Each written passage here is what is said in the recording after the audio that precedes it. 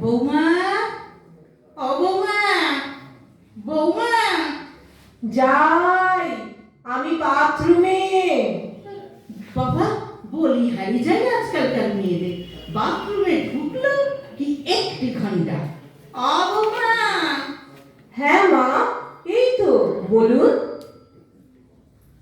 কখন থেকে বলছি যাও নকুর থেকে ভালো ভালো বেশ 800-9,000 টাকার মিষ্টি এনে দাও।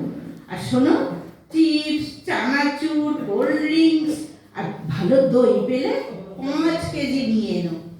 আরে আমার মেয়েটা বড্ড ভালোবাসে গো।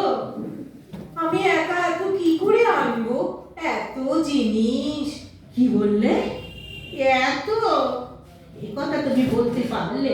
হ্যাঁ, আজ ওদের বাবা বেঁচে থাকলে আমার কি আর তোমাকে বলতে হতো? তিনি নিজেই দৌড়ে গিয়ে সব নিয়ে আসতেন। না মা, আমি টাকার জন্য বলিনি, আসলে এতগুলো জিনিস একা হাতে, তাই দেখছি আসার সময় না হয় ক্যাব করে নেবো। তাড়াতাড়ি এসো বৌমা, আমি তাড়াতাড়ি এসো।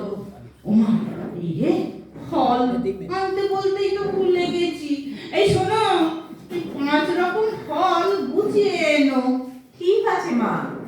শোনো, কুটুম বাড়ি বলে কথা, জামাইকে ষষ্ঠীর নেমন্তন্ন করতে যাচ্ছি, তাই একটু একটু জিনিস না হলে কি আর চলে? আর সবাই তোমার বাপের বাড়ির মতো চোখ উল্টে থাকতে পারে না। কি আর বলি, সবই আমার ওই বাবুর কপাল। যাও মা, যাও যাও, আর দাঁড়িয়ে থেকো না, যাও যাও।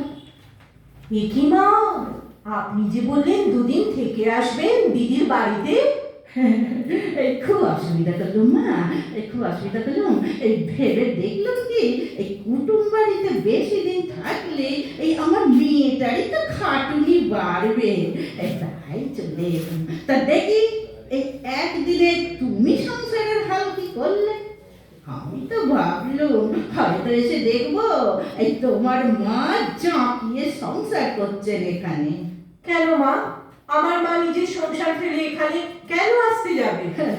সে কথা বাদ দাও, সে কথা বাদ দাও। শোনো, এবার আমি জামাইকে স্পষ্ট বলে এসেছি, বিয়ের তো 4 বছর হলো, আর কতদিন এই 2 কামরার ফ্ল্যাটে গুঁতি করে এই বাবা মার সঙ্গে থাকবে। আমার ফুলের মতো মেয়েটা ও একটু ইচ্ছে মতো খেতে পারে না, পড়তে পারে না। আরে ও তো তোমার স্ত্রী নাকি, ওকে ভালো রাখার দায়িত্ব তো তোমারই। তাই শোনো, এই নিজেদের জন্য একটা ফ্ল্যাট দেখো, আরাম করে নিজেদের মনের মতো করে থাকবে। আর আমিও তাহলে ওই মাঝে মাঝে এসে তোমাদের সাথে থাকি।